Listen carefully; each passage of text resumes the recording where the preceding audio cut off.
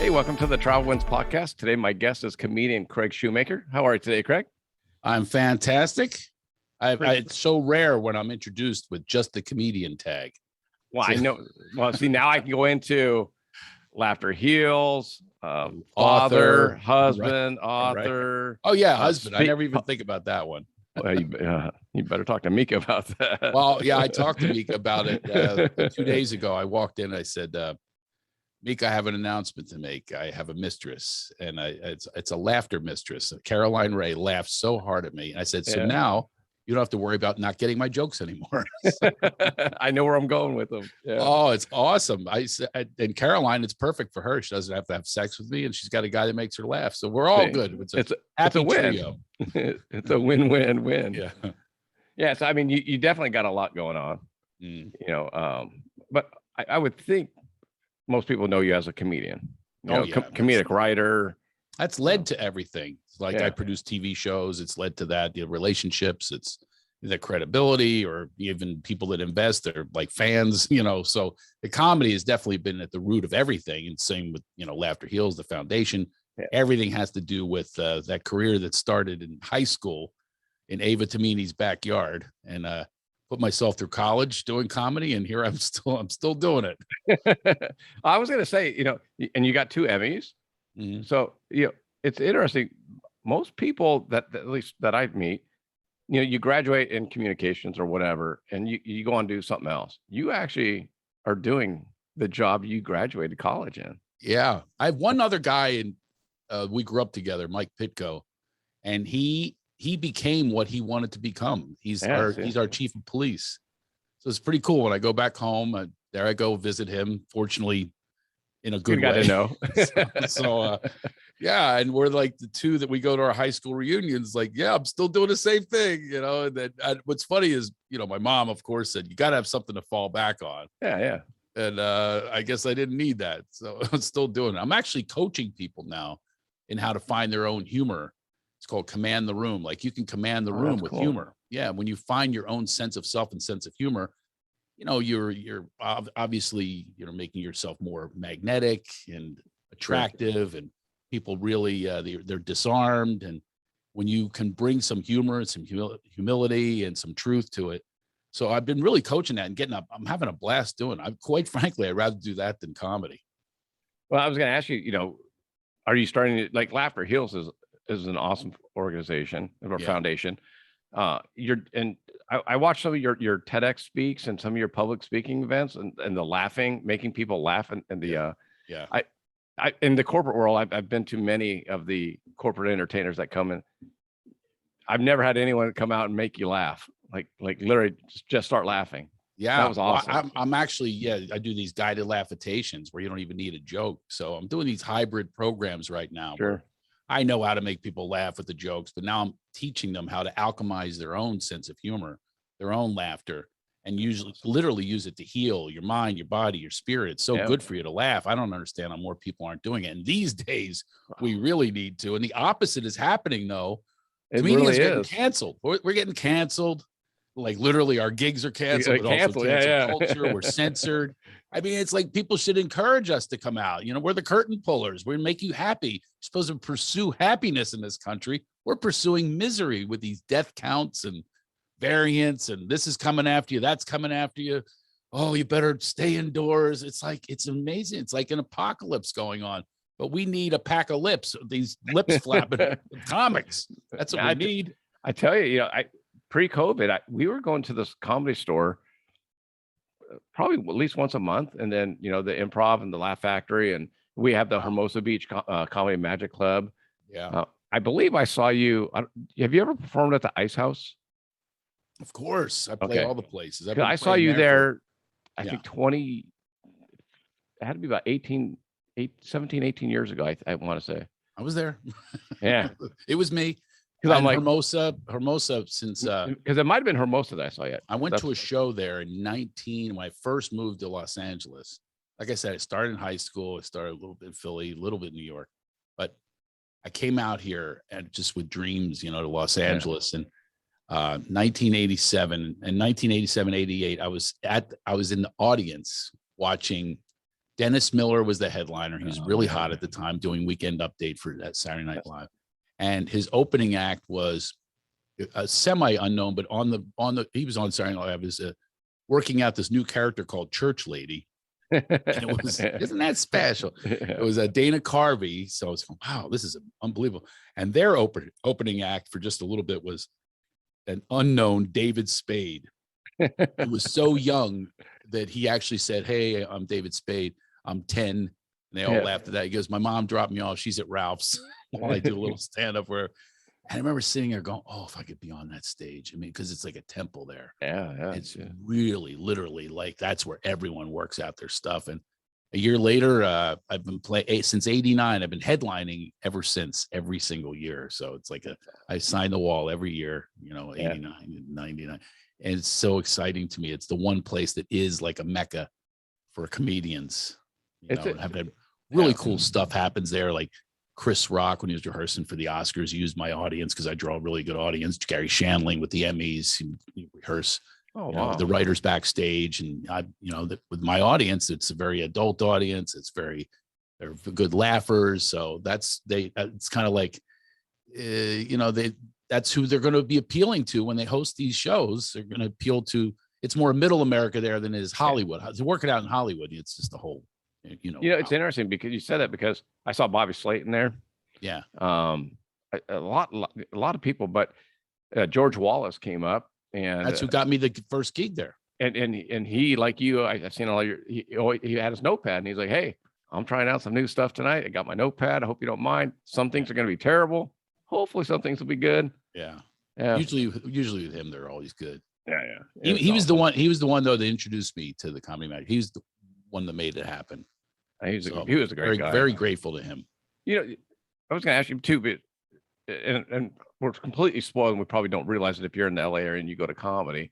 Because we went to the Laugh Factory one night, and Don Barrera was doing an amateur night. It was like a Wednesday night, Tuesday or Wednesday night, and he was hosting it. And he goes, "Hey, I've got a friend that wants to try out." There was, I think, 10 people in the crowd. My wife and I were, and like 8 other people were all front row, right in the front, right there. And he goes, "Hey, I've got a friend that wants to come out and do some stuff. I hope you don't mind. It's a little different. Rob Schneider, come on, And so Rob Schneider did like 45 minutes, had his notebook. He's talking to us. Yeah, it was awesome though. I mean, I just decided to drop in. Yeah. Oh yeah, that happens all the time. I just did a show last night. It was Sarah Silverman. She had her notes trying out really funny stuff, and it was great. And that's where we work it out. You can only work out so much in front of a mirror. I've been the person in the mirror has been very disappointed in my performance. I'd rather go to other people probably and let them get disappointed. Well, they probably judge me less than I judge me. Sure. So, most likely. So it is amazing to get that feedback and that energy. It's really, actually, I teach this. It's called genuine energy flow. That's what I teach, is really getting in that flow is very important to our lives anyway, to clear out all of the distractions, the fears, the doubts, the worries. You clear that out, and you could be your true self, your true light, your essence that's really meant to be. But it's all darkened. You're not just teaching this to comedians, right? I mean, you're teaching this to anybody. Yeah. Oh, I mentor comedians, but no, that's not what they're too cheap to buy my classes. But no, executives. I teach a lot of executives. I take them and I have this one client. He's like my avatar. I love this guy, and I'm actually going to fly into Florida to see his debut. Awesome. I feel like I'm like, it's like I'm a midwife, and I'm going to see this birth take place. And it's really a matter of he does the fun assignments, and he does the work, and he's willing, and he wants to get better because you get an edge that way. Most executives don't have that edge of being funny. And we all have it, by the way. Everyone has. If you have a sense of humor, right, about other people making you laugh, no, you develop that. It's a muscle. I basically am their trainer.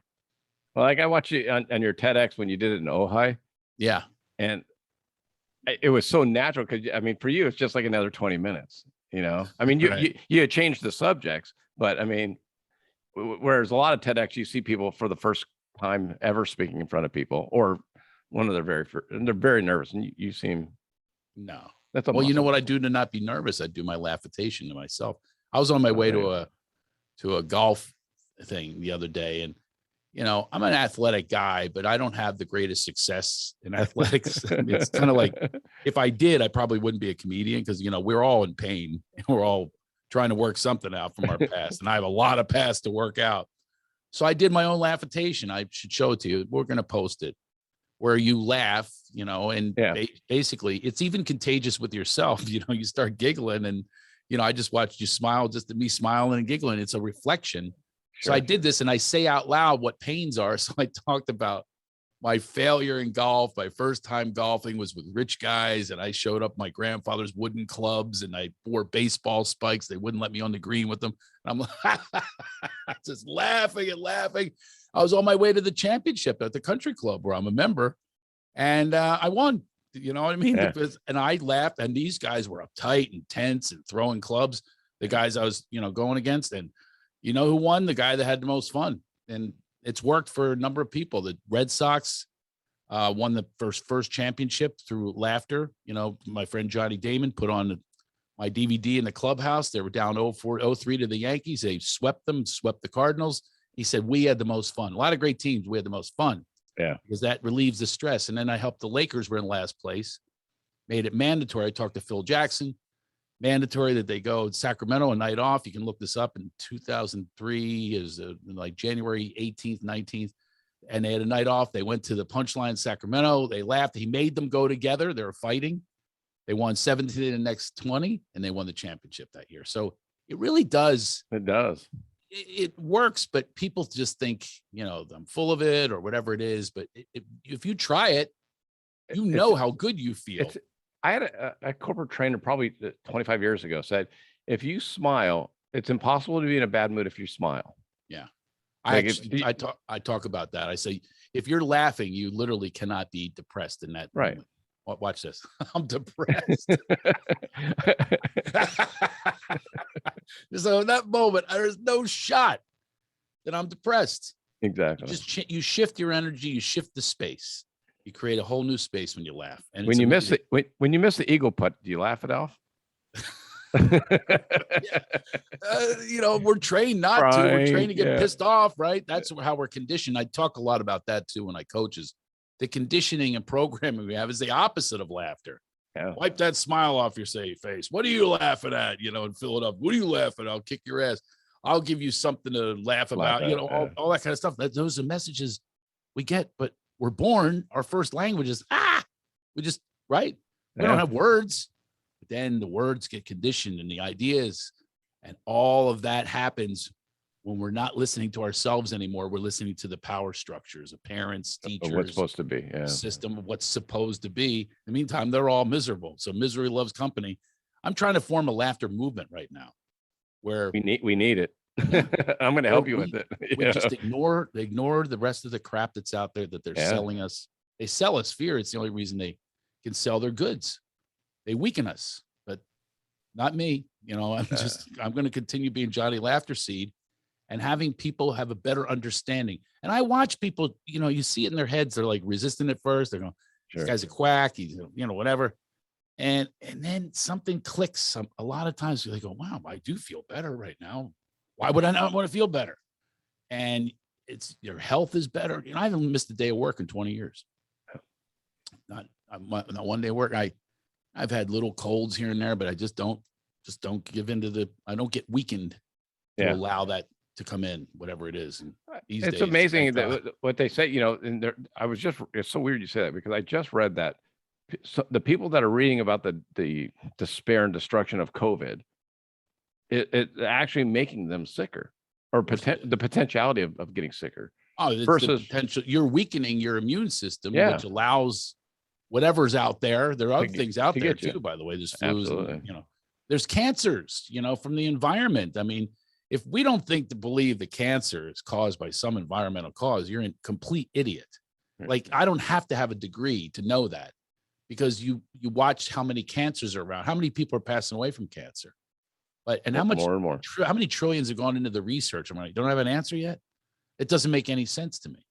And then the other thing is that the drug companies and so forth, they really don't want you to laugh because it's free medicine. The comedians are we're like pharmacists, but they're like, they just They make us go away literally by censoring us. You can't say most things on television. It's funny if I said something about an erection, the people are all clean cut and stuff. Oh, get them all, pull me off the air. But meanwhile, I'm watching commercials about erectile dysfunction. I got to explain it to my kids.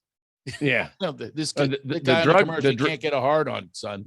The drug for it's okay, but talking about it, no, not so much. Exactly. That's ridiculous. There's so many things that they don't want you to know. So, we are here to expose and challenge. That's what comedians do. We have, critical thought. We have deep thinking, and we're truth tellers. And that's the truth is a fiend to the system. Well, I was going to ask you because, I mean, I was very fortunate. My dad started showing me like Richard Pryor's on Sunset. And that was, I think it was 78 when that came out. And what a great dad. Oh yeah. And there's a great dad. That's a great thing to pass on. We watched Cheech and Chong Up in Smoke, and I didn't know what most of it was going on, but I remember crying. My dad and I were crying, laughing at some of the scenes. Because I think I was crying and laughing so hard because he was laughing so hard. And he knew he knew the adult parts of it. Sure. and I was just like, wow, this is supposed to be funny. I just laugh, Well, it goes to show you don't have to have a clear understanding of the joke. It's just, it's energy. You're making your energy different, and the room has a different energy when you have two people laughing in it. You also can change the energy. There can be one bad audience member that can change the entire energy. They can ruin it for everybody. I always tell people, I said, you don't need to groan your little virtue signaling if you don't get a joke or like a joke. Oh, we have to hear that you were offended. Really? You want to ruin it for everyone else who wasn't offended? You know what? Pull me aside and let me know. Suggest to me maybe you can approach that or differently, not. Or whatever it is. It's a come up with a comedy solution besides groaning and ruining it for everybody else. It's pissing in everybody else's cereal. It's like, why? Let us enjoy our bad sugar and our fruity pebbles. Let me enjoy it, all right, without you ruining it. And then the Karens out there and the cancel cultures and the virtue signalers, and they're all out there. And then the FCC that takes you down. The standards make no sense. Right. We're supposed to be like protecting children from a language which means nothing in another language. It's all what the meaning is behind it. But meantime, the kids are seeing everything. Rape, molestation, death counts, war, devastation. They have the internet on their phone. That's what they see every day. We're pounded with it. But what if we were pounded with the reverse? You started fun, levity, laughter, light. What if that became the norm? But it's so far from normal right now. Like I'm a kook, because I want people to laugh. Well, I'm out of my mind. A whack. How dare you? How dare you? How dare you, you wacky court jester? Amuse me, fool, when I tell you to, and don't say anything that I don't want to hear. I mean, that's what it is right now. They want to dictate how you should write your material. I mean, I brought Richard Pryor because I remember he was controversial back in the day. Oh, yeah. 40 years ago. And then Kinnison came out, and Kinnison was controversial. Absolutely. What is comedy going to look like post-COVID? I mean, I'm almost nervous about going to the club again and going, Be honest with you, I had the best show of my life. Okay. A couple months ago. And that's tens of thousands of shows. I mean, that's a lot of shows. Yeah. And I have a feeling why is because people are out celebrating because they've had it.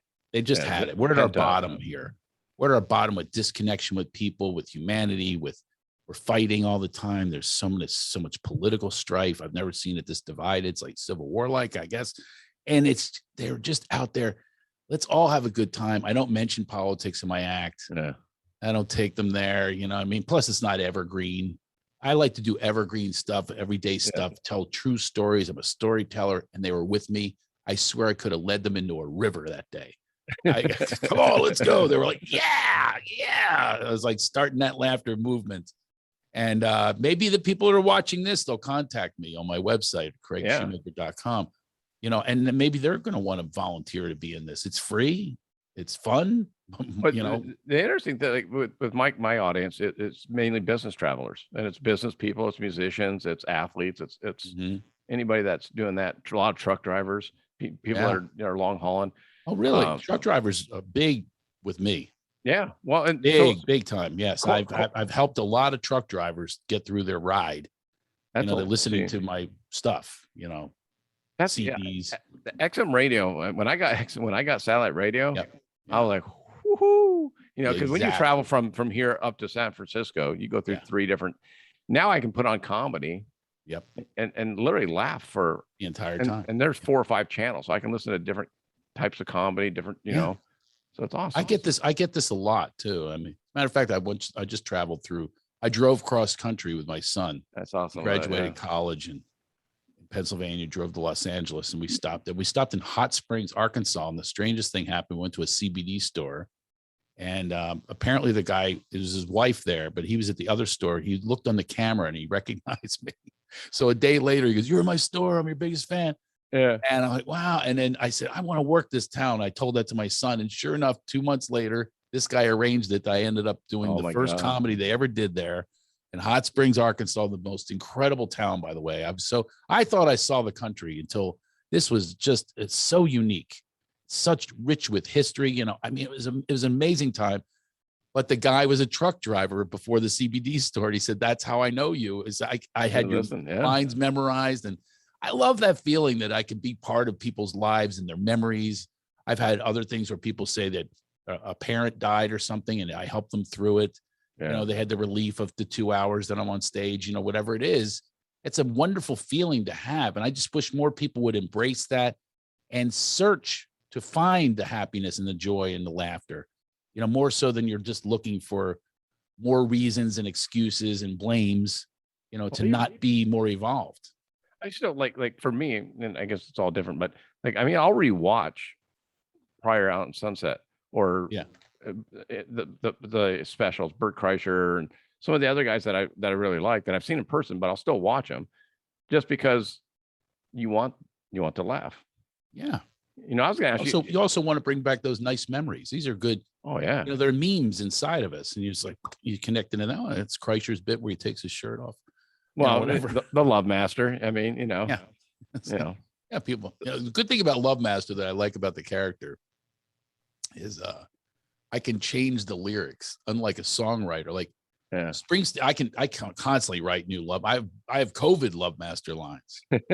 Yeah, baby. Yeah, 6 feet social distance. 6 feet. That's just the tip, baby. So, it's fun to write these new lines, and that's what's great. But Springsteen, my favorite, he can't do it. Baby, I'm born to trot. I'm born to jog. He can't change it. He's got to do the same because they born to run or nothing. Yeah. Yeah. And by the way, changing it also helps because like Dice Clay used to have an act that people would do it with him. Yeah. They'd recite it. I don't want that. So I go, oh, I'm going to mess him up here because I would hear people occasionally when I do some old Lovemaster lines. I hear them going, yeah, doing along. Every guy sounds like Kermit the Frog. I'm the Lovemaster. That's why I'm not doing it. On there. That's why I'm not even going to do it. Oh, come on. Nope. It's my favorite when people try it. Yeah, so you make fun of them later. Yes, I do. Exactly. And I would make fun of you too. Exactly. I'm good. I just want a hat and boots out of this. That's all I care about. Now that I hear you do hats and boots. My head is so large, I can't fit a hat. My sister used to call me Human Eclipse. She would be tanning herself or whatever, and I'd walk by and the entire sun was blocked by this big old unit here. By the big noggin. I had a guy come in. We sell 5X tall shirts. Shirts that are 5X talls. Wow. I mean, they're big. I mean, they're dresses on all women. I mean, they're literally 4.5 feet tall.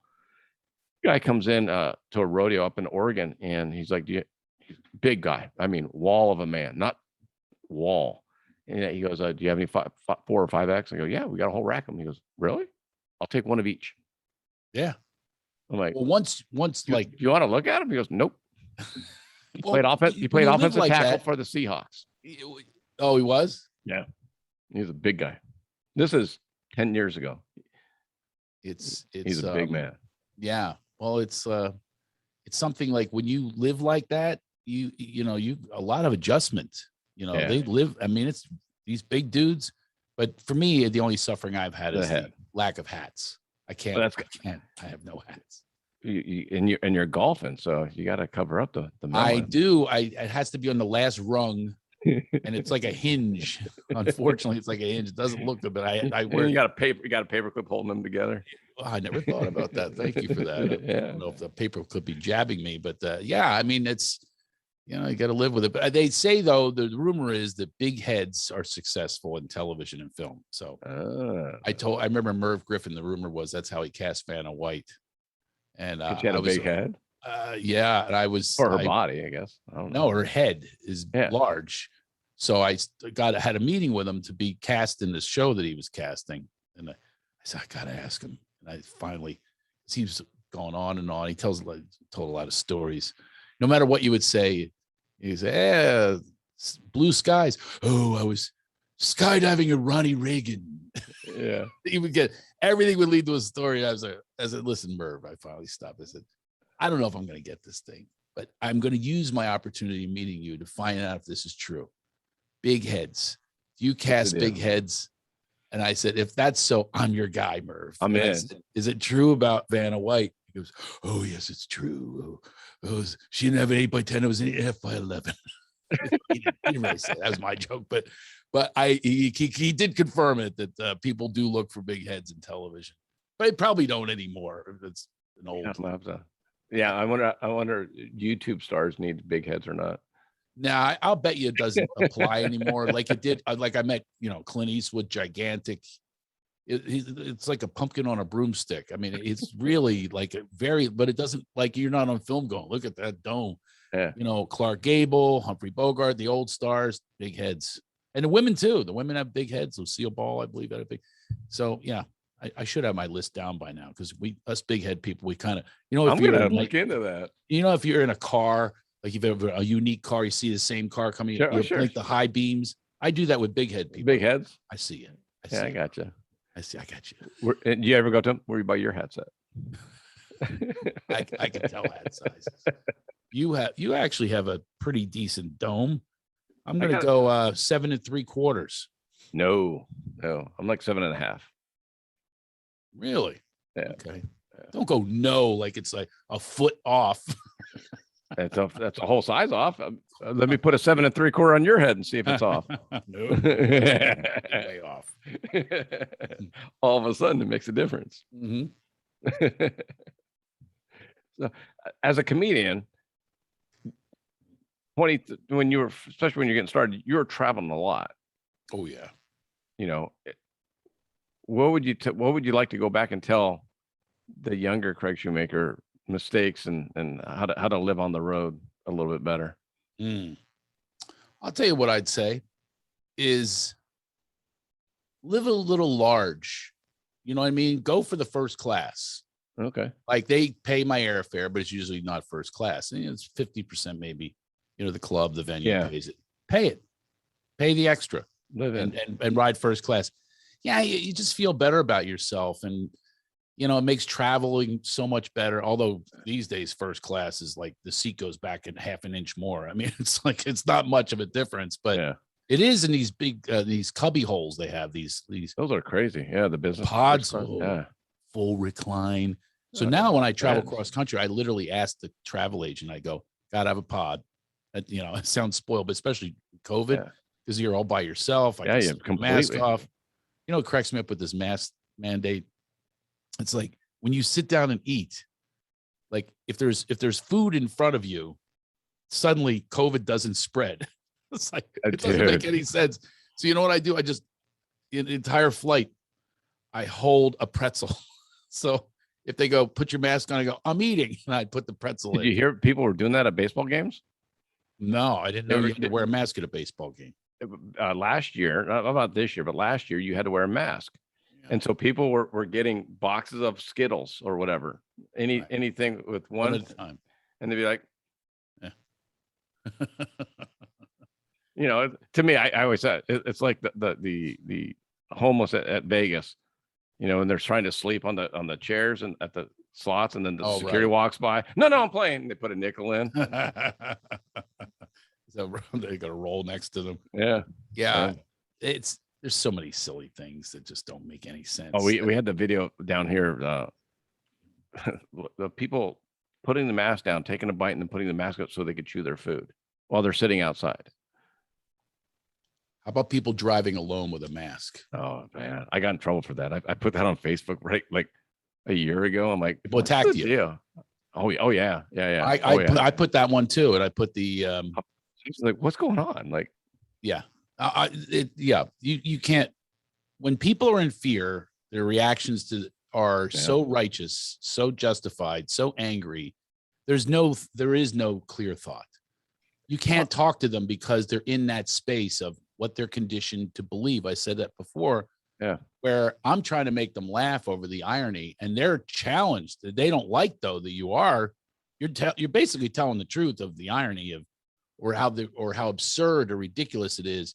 Oh, then they say, well, you're doing good, and better to be safe than sorry.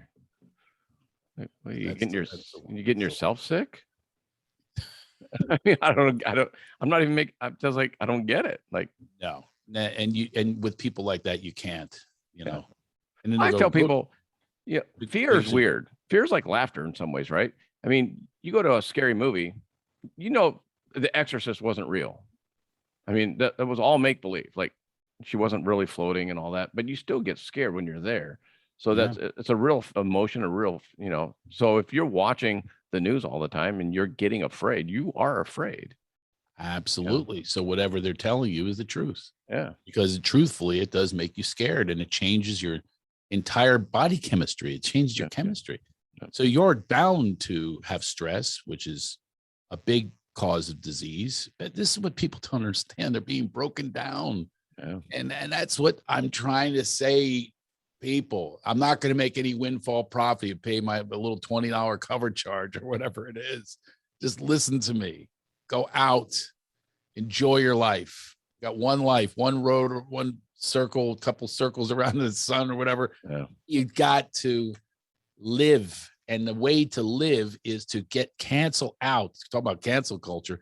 Cancel the fear mongering. Know when it's there. Be conscious of when it's there. Ask questions. Step back. Don't just join. Don't get in a herd.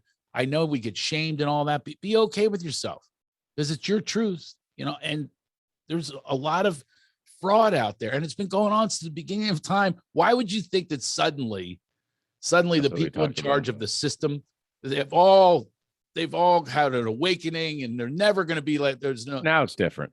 Yeah. Now it's different. Yeah. They're like, like Vietnam, the Gulf of Tonkin was full of it. They never happened. Weapons of mass destruction, full of Cuban Missile Crisis. With it. I mean, do you ever hear anyone go, I was wrong on that one? We can't admit we're wrong. That's what's so disturbing to me. That's exactly right. Because, my wife and I have the discussions, and I'm like, they can't go back now. No. I mean, they can't. As a politician, your career will be over.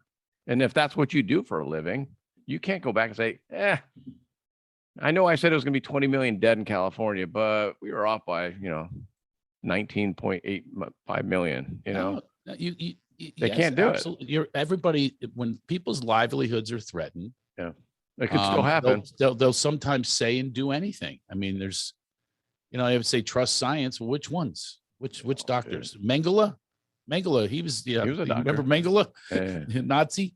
Yeah. Like, people literally trusted that guy. He was the chosen guy.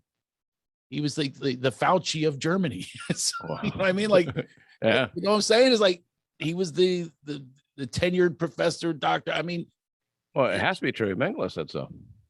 That's what I'm saying. And they believe that, and they followed that, because you always wonder how in the world people did these atrocities, like normal people did.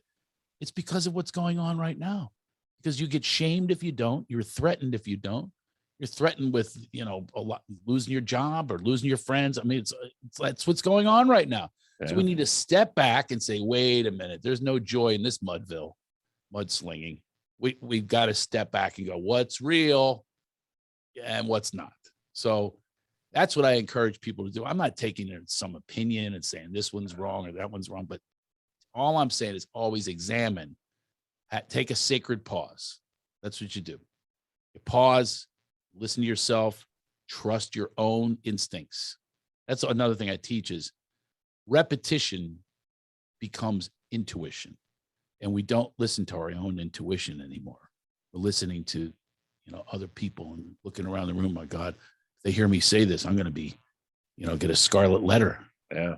Do we not learn the lessons from history, like scarlet letters and things like that, or witch burnings? Do we not learn the lessons from these things? It's crazy. Well, you know what happened? George Carlin died. See, he was ahead of his time in a lot of ways. We go back and we listen to some of his bits, and we're like, wow, how scary. Oh yeah, he was like scary. Nostradamus. Absolutely. Yeah. His daughter was my therapist. Oh, wow, and helped me get divorced. Okay. Which allowed me to find the love of my life. I'm in the same boat, my friend. Yeah. So she kind of guided that. And it was weird because I didn't even know it was his daughter for a while. And anyway, so she meant so much to me. I had her officiate our wedding in Hawaii. Nice. And Kelly was having a great time there. But she had one day on a Thursday, she called her dad, had this big healing, crying on the phone with him. And she said, I'm standing on the spot. There was the worst days. I was 10 years old, drugs, and dad and the mother were fighting, all that kind of stuff. Because that's great, honey. And they had a healing on that Thursday. And she married us, officiated the wedding, and then he died. And that was the last she spoke to him. And I had to find her in the condo. She was, getting a massage or whatever, having a great time. And it was the strangest thing to be, to deliver that news and then drive her right to the airport and watch her stages of grief and things like that. I was like driving going, oh my God, she's the daughter of like a legend, a shapeshifter. This guy was a game changer in not only comedy, but socially. I was going to say, yeah. I mean, and he thinking back, he wrote a lot. He started in car wash, and he had some acting gigs, kind of like you. And sure. Yeah. I mean, well, that's the things you can't put comedians in a box.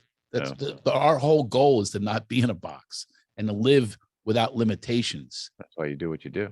I encourage people all the time. Is like, you don't need to be, you look at this, my place back here. It's got all sorts of stuff, that I've done. There's movie producer, I got a TV show on right now about business.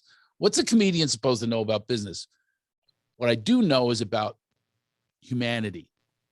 And I do know about connections and contacts and how important they are. So that's what it takes to produce, and creativity, and being in touch with your own creator in you, which we all have. Yeah. So that's what it's led to. That's what this comedy blew out these norms, if you will, which are not normal in my opinion. Yeah. It blows them out so I can be me, the one I'm meant to be, not what they dictate me to be. That's why I'm married to Mika. I've always had that mantra with her, is like, she sees me for who I truly am, not what she dictates me to be. A lot of people, they dictate the person based on their own past, their own parents, whatever it is, their own pains. And they say, oh, I knew it. This person's that way. If she breaks me down, at the end of the day, I'm a good guy. You know what I mean? I'm a good guy, I have great intentions. I might mess up or whatever. Always a good intention. You check in with me, clarify. Yeah. I'll always go, oh, made a mistake, or you heard that wrong. Because that's what people do. They project stuff onto someone. They make them into something that they're not. I mean, it happens all the time. Audiences do it. People do it. Relationships, we do it. But that's the one key. This is like a mantra that kept us married. I'm 14 years now. And it's that mantra of just want someone to just see me for who I am. That's it. At the end of the day, keep it simple. As simple as you can. Hey, you're brave, man. You got remarried and had more kids. See, I got remarried, but no more kids. I'm like, I love it. People say having kids is brave. It is saying. I told my friend last night, he's the first child at 50 years old. I told him, I said, she's pregnant. I'm looking at her. I go, see that? See it? Your life is over, my friend. She now is in charge because she's the one giving birth. It's the ultimate trump card. Yeah. You can argue. I've got the kid that came out of me. Boom, done. There's the end of that argument. Okay. Yeah, you'll never win again. I told him. I always tell I tell all the young people that get married, I said, look, go to comedy clubs, go to movies, go to restaurants. All the things you're not going to be able to do anymore. Because, you go to a comedy club, it starts at 8, and then, the headliners go on at 9:30 or 10, and you want to see some of the other guys. So it's 9, 10:30, 11. You're not going to get home at 11:30 with a babysitter, and you got to get up. It's tough. Maybe this is why my crowd, I need to go younger. I need to start appealing to the 22-year-olds. Hey, yeah, because I'm up there talking about birth, childbirth, and kids and minivans, and they're going, "What are you talking about? You look like my dad." not brave, but kind of brave. Starting over again. Yeah. Well, it wasn't brave. It was courageous, I would say, to leave the old paradigm. Yeah. And I would say that with anything. I was with that same boat. If you have the courage to listen to your gut, listen to yourself and say, I don't need this toxicity anymore. And, I used to think it was me. I go to therapy, whatever. No, it's not. I'm going to have to move on here. Not selfish. It's good for everyone. Because who wants to be in a world of resentment? I can't believe I'm saying that. I think it was Louis C.K. And he said, why do no good marriages end in divorce? So, I'm so sorry to hear that. Really? You should be happy. Yeah, that's true. It's true because, I mean, I understand it because you're supposed to be till death do you part and everything. And I would say, that vow was written a very long time ago when a man's life expectancy was like 38. Yeah. Now it should be something like, do you promise to honor, cherish, and obey? And for the first 30 or first 20, I'll give you a good 10 and then maybe 15. Yeah. They just move on, 5-year increments after that. Oh, my ex-wife, I used to say, if I spoke in the forest and she wasn't there, would I still be wrong? Yes. I do. Yes. Answer is yes. Really quick. Oh yeah. But yeah. I mean, I'm in the same boat. It's like I was 18 years with the first one and 7 now with my current wife, and she turns 50 next month.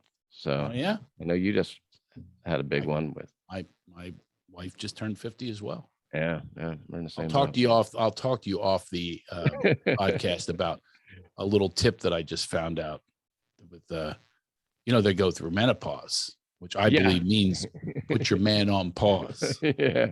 And I was worried it was on stop, but these miracle pellets, we got these miracle pellets. Okay. I'm not kidding you. I walk around afraid that she's going to come after me again for sex. I mean, it's unbelievable. It went from 0 to I'm a rape victim. It's unbelievable. These natural pellets that were put in both of the cheeks of our asses. Are you being serious? I'm dead serious. Saved marriage, saved life. It's unbelievable. She is all over me now. I'm with you right now, just so I don't have to be with her. I have to take a break. That's a bad trade-off. Sorry, honey. I got an appointment. I got a pocket. I have to go. Yeah, she's trying to get an appointment with my Peter, and I've got an appointment with. So, yeah, it's literally a miracle that took place because I'm not getting any better looking. That's about it. You know what I mean? So that's not going to lure her in. But now she's lured in by a different thing. She actually the other day when I came home and told her about Caroline Ray being my laughter mistress, she said she was so happy to see me happy that she came and had sex with me again. So it turned her on for me to be happy. Maybe she's a little jealous, but we do laugh a bunch too. Yeah. Yeah. Well, you have to. I was going to ask you one last thing. How do you balance? I mean, you have a lot going on. Yeah, but the husband, 2 kids, 4 kids, middle school, high school. I mean, you're all over. And then you have Laughter Heals. You have the coaching, the mentorship. You're still doing gigs on the road. Producing, writing. I mean, how do you balance all that? You know what it is? It's like winning golf championships. Yeah, well, that's true. When I coach, I try to encourage people, like I said, is just don't put any limits on anything or any labels. Like you're supposed to be this one way, you're supposed to do it this one way. Because when I find these self-help books, they're all the same. They're all saying the same thing, affirm and all this stuff. I said, but none of them are talking about the essential element of a vibration of joy. None of them talk about that. How you can really, really laugh yourself well. You can laugh yourself into a better emotional state, spiritual state, mental state, all can be done through laughter. So if I'm having fun doing these things, yeah, other people are going, my God, that's a lot. It's really not. It's like, here I took time with you, having fun, have fun doing this.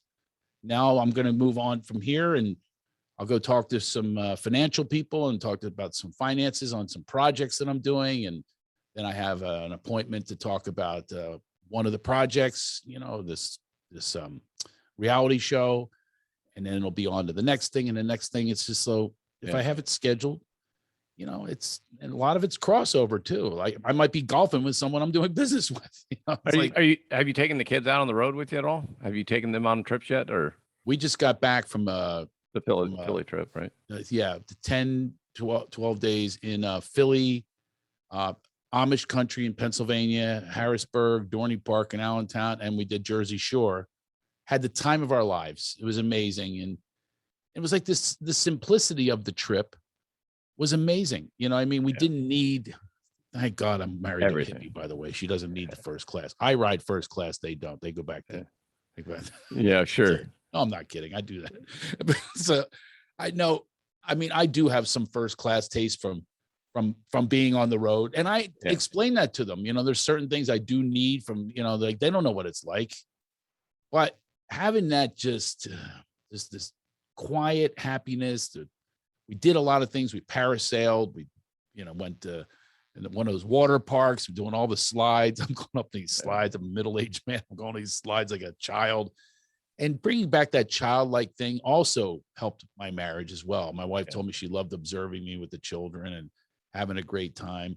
That's the other thing. I never age. You know what I mean? Like, I don't let it in. You just don't let sickness in, don't let age in, don't let those voices in that are just going to keep you in the way they need to keep you for their own convenience and comfort.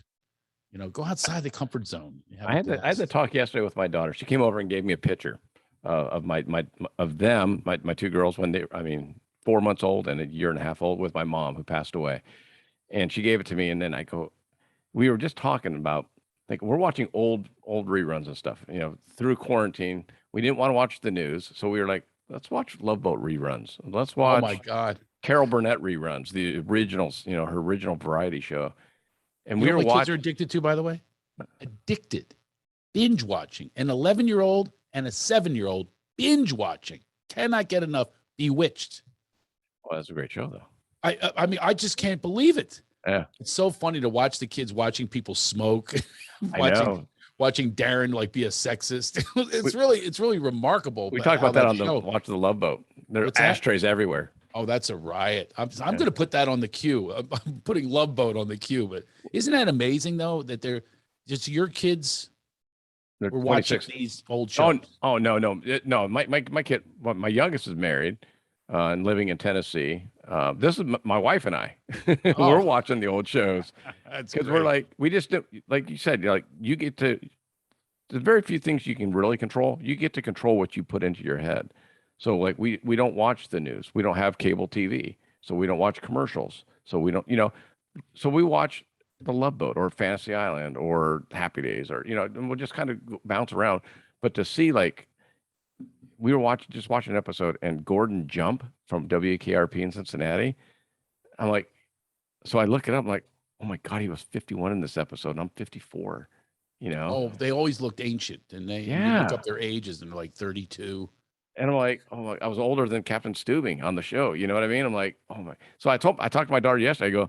I go, either because we're still staying active and doing things and trying to remain active, or we're just delusional. It's like maybe I do look that old and I just don't realize it. No, we don't. I don't think so either. No, it is a mindset. I go back to my reunions and they look much older than Captain Steubing. I mean, it's there's no way I look like that. And it's amazing to me. It is a mindset. It really is. So is health. Yes, you have to have the right mindset and keep yourself immersed in light. Keep yourself in being lighter. And then it's amazing. The results for me have just been extraordinary. By the way, let me tell you something. This is no Pollyanna crap. I grew up not enjoy my dad left when I was born. He became a cult leader. I was kidnapped by a serial pedophile, ignored about that for years, and tried to commit suicide. I died once, overdose. I mean, it hovered over my body. This has been a very, very difficult road to get to this Shangri-La. It's been a really, really, I'm happy that it all happened. Sounds weird. Because I get to share with other people, which we all should do. Should share these secrets with people, because you're only as sick as your secrets. You share this and people connect with you. And a connection that's very deep. It's not like shallow and just hey, how you been? Good. No, it's not that. It's so much more significant to connect with people in that way of true vibration and truth and authenticity. It's incredible. It's an incredible way to live. So that's where it came from, and that's where it is today. It's a journey. I'm like a Sherpa now, helping people up that mountain. How long have you felt like you wanted to be a Sherpa? Meaning, that's been going on a while. In my 20s and 30s, I wasn't that way, and now now that I'm kind of feeling older, I want to pass it on. I want to give back. What are you leaving? You want to pass on the wisdom, to gain wisdom. Yeah. And most people, by the way, when they're young, do not want to hear. You think my kids want to hear from me? It's like, nope. The younger ones are all right, but the two older ones, no, they don't want to hear. They don't want to hear anything I say. But it's whoever's going to get it gets it. Yeah. You can't force it on people. They either connect with your energy or they don't. Yeah. And it's been happening, though, obviously, I've been doing decades-long career. There's something that's going in this direction of people want to be around that happiness and joy and laughter. But it's, I don't understand why more people aren't taking that road, but I guess I do, because I took the same road as well, and selfishness and self-pity and anguish and stress. And you go find other people that collude with you and agree with you, and you go find those people until you get to some rarefied air people. And those are the ones that will challenge you. And I've had a few of those. I had a guy that did an intervention on my ego, and it was really cool. I mean, it sounds weird, but it was really great that he did this. And I wanted to fight him when he said this. And I took a breath. Spiritus is a Latin word for breath. I took the breath and I listened to the guy. And that moment I filed for divorce from my ego. I just said, that's it. And by the way, ego tries to stay married. Remember we had sex in the back of the car that time? No, go away. Because ego will do you no good whatsoever. And here's the other thing I get to share with people. I've been to the mountaintop, had all this success from nothing, poverty. I used to think, when we were so poor, I used to think the word evict meant move. I thought they were the same word. And I went from that to like living all of these dreams. And how did that happen? It came from resilience, but really staying the course of trying to find myself within this and then sharing it with others. Don't keep it to yourself. Yeah. Let other people in on you. And it's so much more valuable that way. It has so much more value. And I have all these other people that are successful. I have to tell you, I'm going to give people an inside tip here. I know really famous people. Like I met almost everyone except for Bruce Springsteen. I still have him on my list. And I take tours. I remember taking a tour through this guy's place. He married someone famous, someone who inherited fame to top it all off. He's bragging. He's just going, look what I have. Look at this painting. I sat there and I'm just, it's really nice. I'm thinking to myself, is he feeling anything about this? It's like, is he really, he knows he didn't paint that. He knows he didn't deserve this thing anyway. Right. He has sex with somebody and got her to marry him. You know what I mean? Like, how do you feel about yourself? And, sure enough, his life crumbled and he just went down, because when you're there, you realize that there is no there. And if you're not in the moment, you keep seeking, and you're just going to keep seeking. It doesn't stop. And we've seen so many celebrities and rich people crash. Oh, yeah. Because they don't have any self-esteem, because it's all been built on sand. So you build a foundation of authenticity, organic, genuine, and genuine energy flow. If you do that and you're in the flow each moment, I'm in it with you right now. It's just a natural conversation that unfolds. I used to give, hey, you got to get to these. I got some questions written down here. You got to lead me into these jokes. There's none of that here. That's the way. And hopefully hopefully one person. Yeah. Well, and one person's listening to this. Hopefully more. But yeah. That one person might go, I'm going to write this guy Shoemaker. I'm going to write him a little note and say, yeah, I connected with that. Or maybe somebody that's going through pain of maybe they were kidnapped by a serial pedophile, or maybe they were abandoned by their father. Maybe they went through a difficult marriage and ended up having a great marriage. All those things. Or maybe they're dealing with a borderline personality X, which is the worst mental disorder you could possibly have. Survive, and thrive, and so that's just where I'm coming from now. The other thing too is I like with a lot of my guests, I think you'll be like 175, 176, right? Oh geez. I'm glad I was one of your first thoughts. Yeah, you're in my top 10. I'm 175, 176. All right. But I put it out there, and you never know. And like I told my daughter, because they're like, this is literally my hobby. This is like, if people go fishing, I used to golf. I used to have a 9 handicap. That's gone, but I look at it and go, I'm putting this out, literally out to the world. And if someone hears something that Craig says, it's not me. It's someone hears something that Craig says that gets them lit up, and they won't even remember it. Like I remember, and I'll give him credit. George Carlin had a line in one of his bits, and I didn't know it until I just rewatched it during COVID. And he said that, and I used to tell my daughters this. I go, girls are crazy and boys are stupid. Mm-hmm. I go, boys are like, what? Huh? What? Yeah. No, yeah. And then girls, remember 8 months ago when you said you were gonna, and I thought I made that up until I watched it. And I'm like, oh my God, I lifted it from Carlin, didn't even realize it. It was a life lesson. It wasn't a joke. Well, the one thing is, you're talking about, you're giving me the credit. It's both of us. It's a conversation. It's Sure. it's an exchange that takes place. And, I do this one radio show, Bob and Tom, and they're really popular in like 100 markets in the Midwest. And, they probably don't even tell any original jokes themselves, but they have comedians on, and they're smart because everybody knows, oh, that's the Bob and Tom show. They're not going, I'm tuning in because of the guest today. They're just tuning in because they know they're going to have a good exchange with their guests. But it couldn't happen unless they knew how to do that. And our thing can't happen unless you know how to do that. You're in your own truth. And I remember when I started this, I needed to be more animated, or I needed to talk more serious. I needed to take voice lessons to learn how to talk.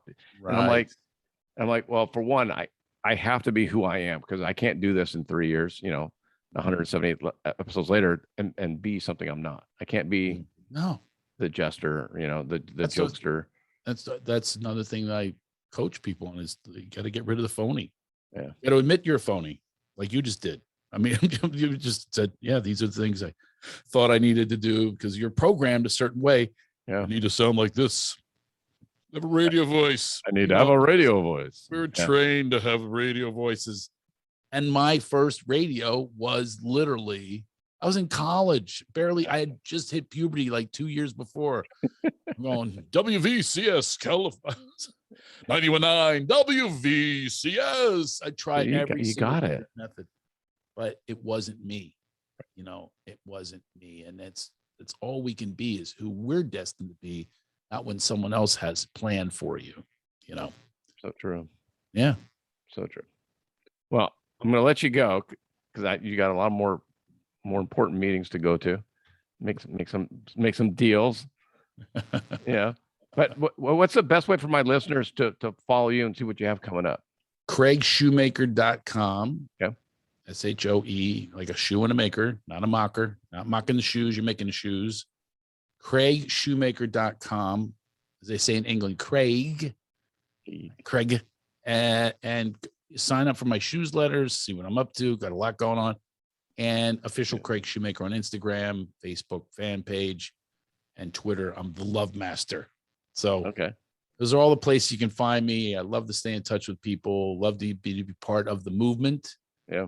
We can start a movement. It's how it works. It's all it takes. And I'll make sure I'll put all your links into on my website as well, so they can just we'll make it easy for them. So, well, thank you for the fun hang. I appreciate it. You've been great. And thanks for all the tips.